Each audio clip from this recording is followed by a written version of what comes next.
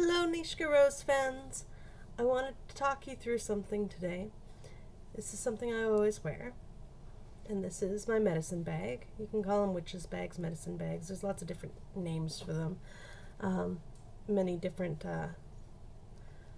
societies and many different groups believe in using them. I know druids use them, and there's lots of different people who use them. But I wanted to share with you guys some of what's in my bag, because a lot of the time people don't know what to put in their bag. And it's pretty fair because there are different books and different stories and stuff where they say when you're ready to make a bag, you'll know what to put in it.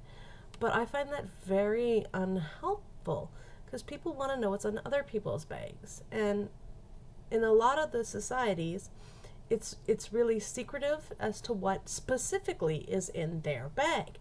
I myself don't really mind sharing with other people what's in my bag. It changes over time.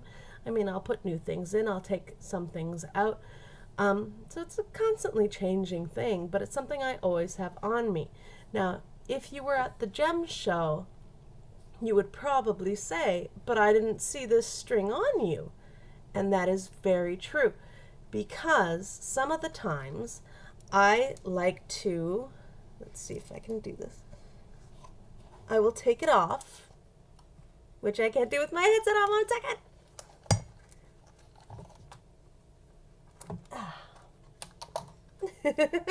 Make a mess of myself.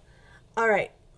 Some of the times I take it off because you don't always want to have, it showing. So what I do, personally, as a woman I can do this, is I simply wrap the string around the top, and I take this and I just place it inside my bra, because there's a little triangular area in between the two cups, right? So right here, triangular area. And I can just tuck it in there, and this is how I have my medicine bag on me without anybody knowing about it, right? Because, it's not always something that you're going to want. I always wear my medicine bag, like I wouldn't be without my little witchy bag, right? I generally have it on me. Every once in a while I will forget, because you know what? I'm human, and I don't wear it at night because I don't like things on my neck at night. So there are times where I do forget it. But most of the time it is either hanging around my neck where you see the blue, or it's just tucked in there. And in mine, these are called like t-shirt bras or something. And they're made to, with like padding over top, and they're made with like this little triangular area to give it a smooth kind of silhouette underneath light fabrics and cottony fabrics. And yeah, as I said, they all have this triangular space, and this just happens to fit perfectly right in there for me. So, I mean, you can tuck it in that. You can carry it in a pocket if that's what you want. There's no right or wrong way to do it. Books are kind of right that way, where there's not a right and wrong way to do it, or right and wrong things to put into it. It's all about what you want and how you feel.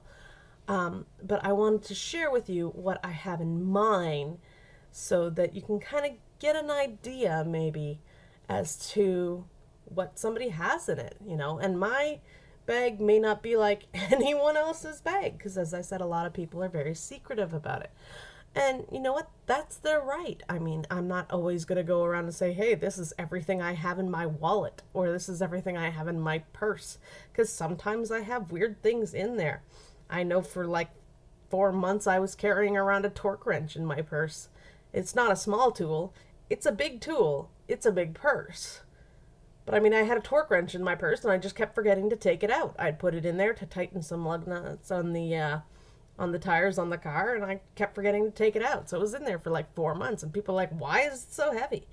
Well, I don't really want to tell you because it sounds stupid, So anyway, as I was saying, this is what I have in my bag. Okay, so here's the contents all spelled out for you, and they are kind of spilled out. And we also have the bag. Now the bag itself I got off of a vendor here in Victoria. He likes to be located in Bastion Square.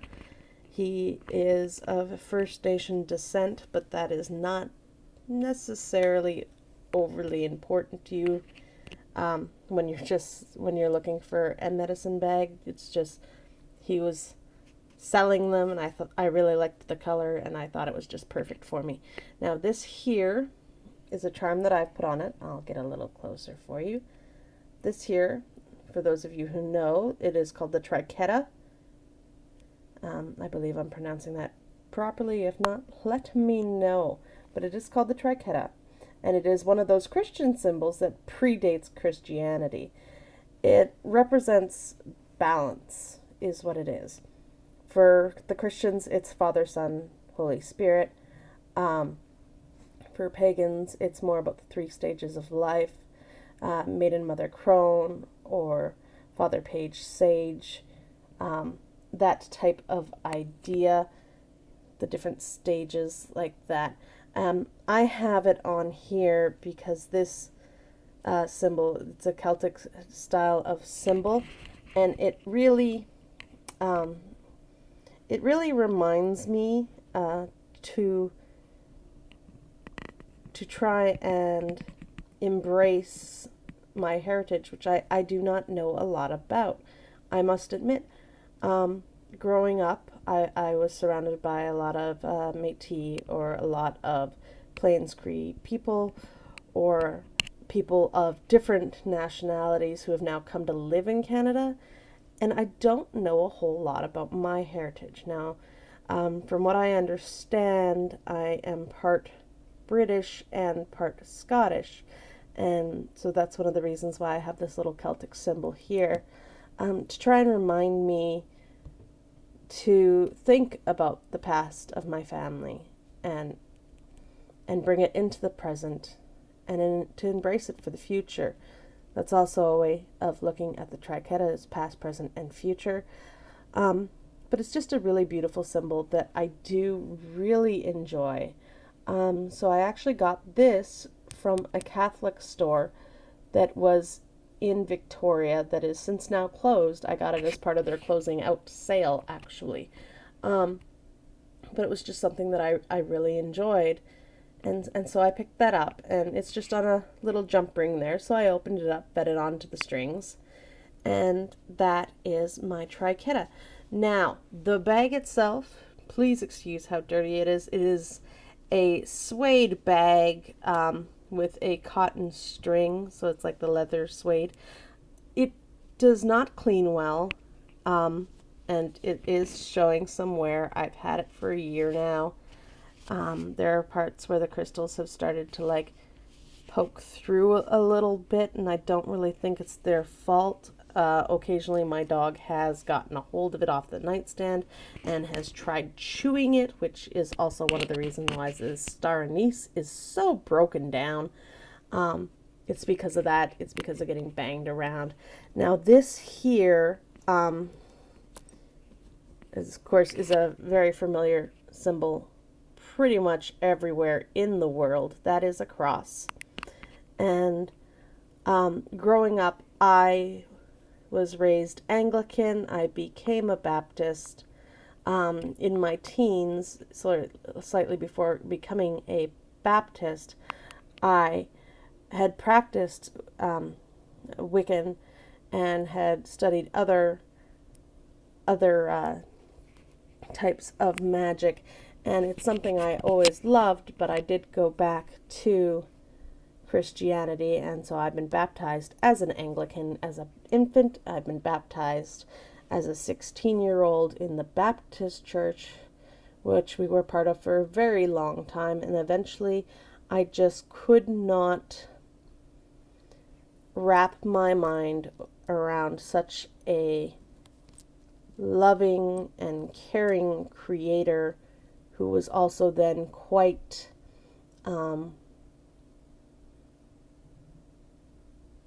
angry and other types of emotions towards women. I didn't like how the Christian Bible refers to a lot of groups. I didn't like how Christians in general will grasp onto certain parts of the Bible while ignoring others. It's things that I really struggled with. But Christianity has been a part of my life. I do believe that the earth and everything on it has come from somewhere. I don't think it's just the Christian idea of God, but every culture really has their own beliefs of God. I don't think the Creator is really limited by our ideas of sex or gender or anything like that. I think when we die, something does happen to us. I don't know if we come back over and over and over again, which I kind of believe that we can. But I also believe there's going to be an ending point.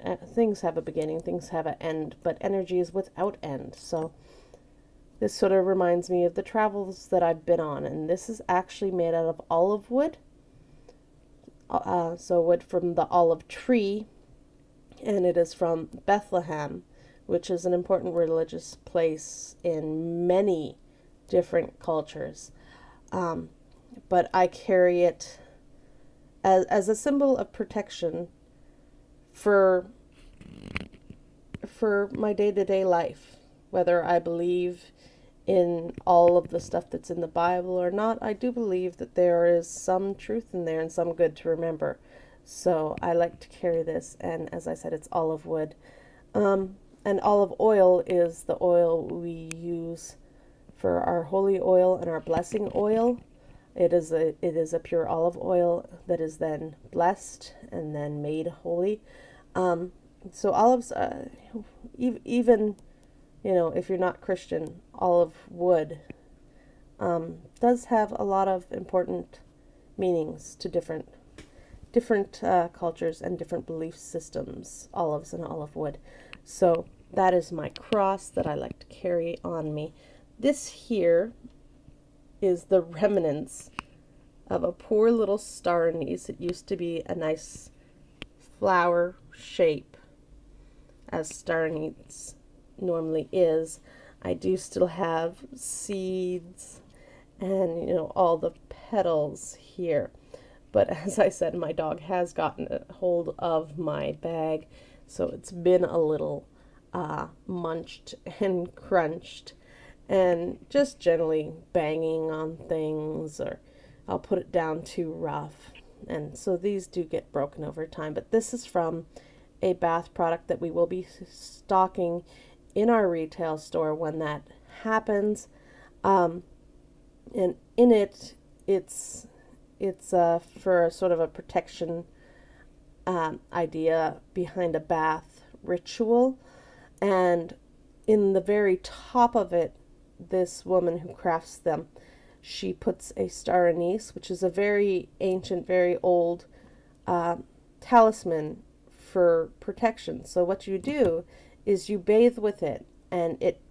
sort of becomes part of you, and it really enhances the magic behind it, and then you carry it with you for protection and for those benefits that star anise has, magically wise. Now, so it has the little seeds and everything, and as it's broken up a bit, it used to have a very fragrant star anise scent. Now it's less so, but you can't really blame it. It's been in there for a very long time, and I may switch it out eventually for a fresh one, but for now, I'm still enjoying this one. Now, this here, I will show you if I can get a good shot on it. I really need a camera that can zoom in and out, but here is one of my witchy fingers. A witchy finger is a small kind of spire. They can be quite big. They can be the size of your hand. But it's this kind of idea where it's got the point on the one side and the rough edge on the other.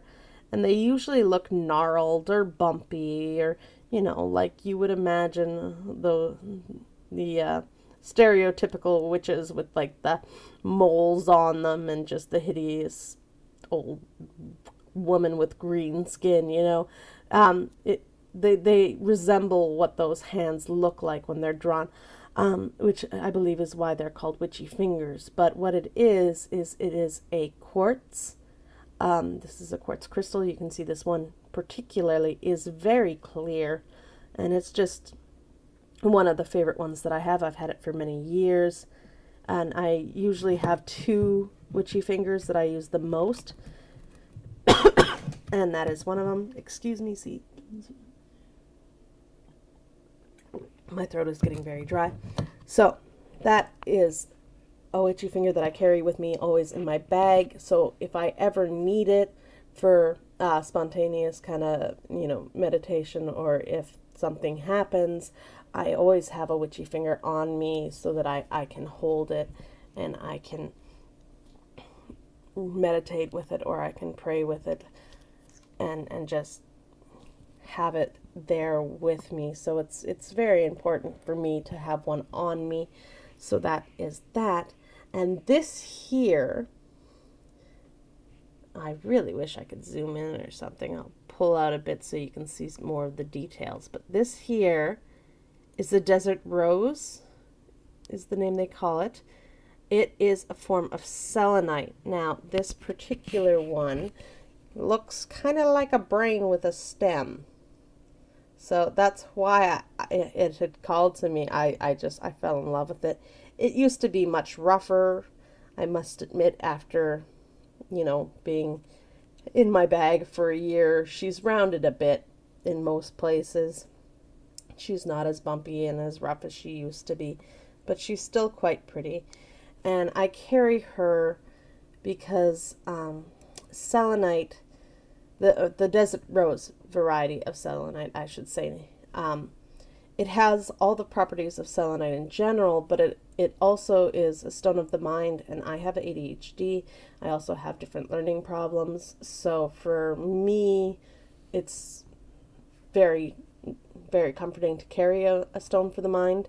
It's also an angelic stone. It's said to bring mental ability and clarity, as well as perception of all kinds, including intuitively. So this and the quartz here really helps me if I find that that spirits are wanting to talk to me, or if things are presenting themselves in that way. They help me metaphysically. You know, they help me to intuit things from the other worlds. So I like to carry these. Desert Road is also used to quiet your worries and steal the mind from distractions and disruptions, which, if you are familiar with ADHD, that is something that I felt really would benefit me. So that's why I have that. This here is actually kind of interesting. I don't know how well you can see it. It's never been polished. It is this white stone that my husband had found while we were driving across Canada, and it seems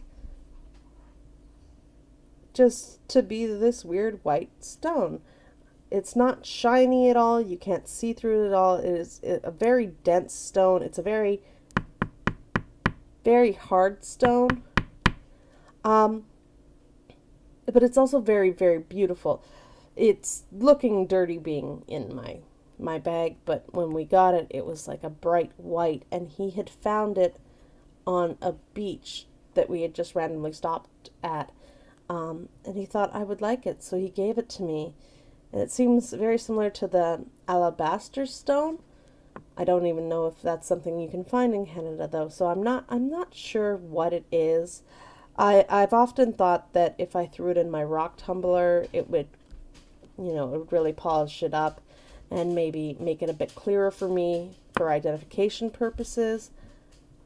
But it has a lot of sentimental value to me just as it is, so I don't really want to damage it at all by doing that. Now, this is an item that people may be familiar with. We call this a spell bag or an herb pouch. This here is a pouch that contains the different mix of herbs that we do. This one here is yellow. It is protection, and I carry that in my bag always. It's not as yellow as it once was because it's taken on some of the blue of the bag, but we chose yellow because yellow is a color for protection, so it has both the color meaning behind it for a spell, but it also has a blend of different herbs and spices in there that we call our protection blend. You can buy it in incense, or you can buy it in these spell pouches here, or you can also buy it in poppet dolls, which are sort of another name for a voodoo type doll, but they are not they're not what Hollywood makes of voodoo dolls. So we'll talk about those more later. But this is a spell pouch here, an herb bag, and it just contains some coarse herbs in there. They're a little bit more packed than they used to be, and they smell pretty good. I can still smell the different star anise and the different types of herbs that are in here, even though it's been in that bag so long. But I may eventually switch it out for another one. But it's really not necessary. As I said, it smells quite good still. I find the whole pouch smells fairly good. Because the heat from your body, it really warms up the herbs, and it really smells quite nice. So it's almost like an added perfume for me as well. Now this here is extra special for me. I don't know if you can see too well. It looks like I can show you people, but it's C-A-R-A, and it's pronounced Cara.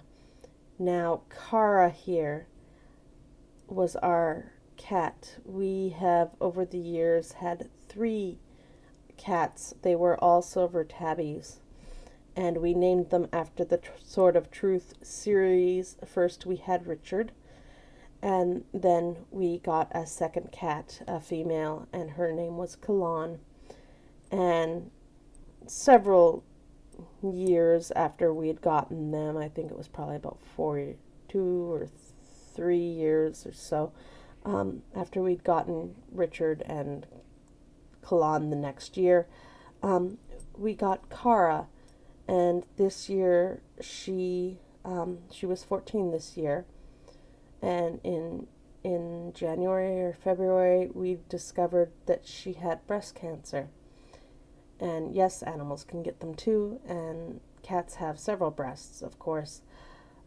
She had 2 of them removed. It was kind of like a zigzag pattern on her, because one was on one side of the body, the one was on the other.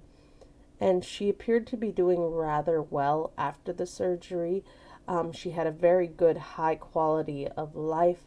She didn't struggle at all. She wasn't in any pain. She was a very lively cat. Even after having the breast cancer and having the breast cancer removed. But when they did the biopsy, they discovered that it was in all the cells, not just the breast. So they knew that the cancer would indeed spread, but they couldn't say how quickly, or of course, or when it would. So with Cara, we actually had her for several more months, and then she seemed to be having problems breathing. We took her into the vet, hoping to be able to, get some steroids or get her on oxygen or something for a while to make it better. But when they took the X-ray scan, they discovered that her lungs were nearly entirely comprised of tumors at that time. And she had many tumors throughout her body. So she had, fairly quickly, she went downhill, and we actually decided to have her put down, which was a very difficult decision for us. We loved her very much. We had her for 14 years. She was very much present in our lives, and she was the last of our silver tabbies. Richard died a few years ago, and Kalan died a year or so before that. Um, so we were very sad to see her pass away. We really didn't want to make the choice of putting her to sleep. But in the end, she was very struggling and she couldn't breathe. She could not get breath. Even while they had her with the oxygen mask on her, she was not breathing well. And it actually, when they went to put her to sleep, they gave her a mild muscle relaxant, to relax her so she's nice and calm. And she actually passed before they had put in the drugs to then end her life. So she was holding on with everything she had, and we were all able to say goodbye to her and give her much love and affection and really enjoy her presence. But it has been quite hard on all of us, and I like to carry her ID tag here with me all the time because I very much loved her. We're not planning on getting any more cats, even though we love cats. We knew by the time we retired we were hoping not to have any or many pets, so that we can travel more. We've had pets all our married life, because Richard himself was 15 when he passed, Kara was 14, and Kalan was 12. So we've had them for many, many, many years, and traveling is not easy when you have pets, especially cats. They are indoor cats. They like to stay home. So we never put them in kennels or anything. We always had friends come by, but it's hard on them. So we chose not to have any more pets. So it's sort of extra special for me here, because we're not going to be having any right away, or maybe ever again. We won't be having another cat. So it was very sad when she passed, but I carry this with her always to remember all the good times that I've had with all our cats and with all our pets in general. We've had several. We've had 2 dogs. The second one is still with us, but it really reminds me of all the good times we had as a family with all of us, and with our kids growing up with the cats. So this is what I have in my spell bag currently. Yours can look like this. It could look totally different, but I mean, little mementos, things that have a lot of memories and a lot of meaning for you.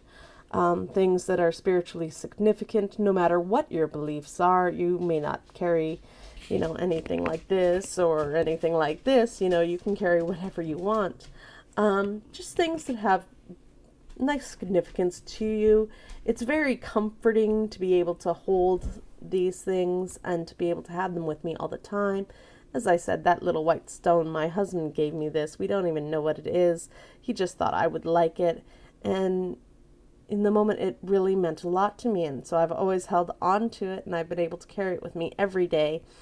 And really, it really draws you closer to be able to just the little things, enjoy the little things in life, So that always reminds me to enjoy all the little things. It doesn't have to be expensive. It doesn't have to be ornate. It doesn't matter what it is. Whether somebody has grabbed you a fresh towel because you forgot to grab one before you got in the shower, or, anything like that. It's the little things that really make marriages and any relationship last. It's all about appreciating each other. So that reminds me there. And I have many items for protection because in our business life, we do deal with a lot of emotional people, and we also deal with a lot of emotional spirits. And we have been known to have to do battle with things that are quite angry or quite evil or negative. So, so I like to carry a lot of different protection items with me. Mary will generally wear them when we're dealing with them, but I don't like to be caught off guard. So this is all my items here that I keep in my bag. And so hopefully it gives you some ideas as to what to put in your bags. if you are going to be making one. Now, you can make your own pouch. You can buy a pouch. It doesn't matter. It can be knitted. It can be crocheted. It can be leather. It can be, it could be silk. It can be whatever you want it to be. So it's not really important. It's all up to you. And please excuse my messy desk. I will show you. This is my work area. This is my Stella's cage. I've got Isaac's cage over there with the rest of my workspace, and I am not an organized crafter, as you can see. So as organized as I always look when you guys see me, this is really what's behind the scenes. Stacks of wire and beads that I just sort of push out of the way when I can. I really need to clean my space, but it's always nice when you clean your space because then you find things you didn't know you had. So recently I found this black wire, which I thought I was completely out of. So now I can do a few more things with this little black wire. I mean, I didn't love it enough to constantly buy it, but I do like it, so I might buy it from time to time. But I found out I still have a little bit. So there we go. This is my mess. This is my spell bag.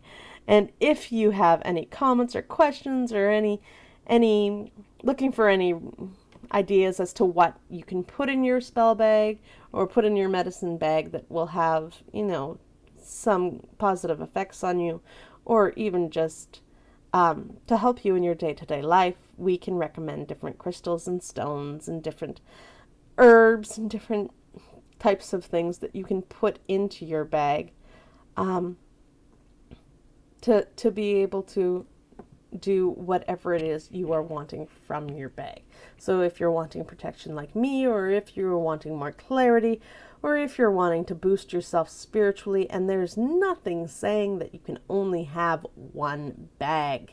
You can have bags for different types of things. It's not a bad idea to do. So it's really up to you. It's a very personal thing, which I can understand why some people don't like to share what's in their bag, but this is what's in my bag, and hopefully we can help you guys in putting together your very own bags. Thank you for joining me. I am Rosie Spellcaster, and this was Inside My Medicine Bag.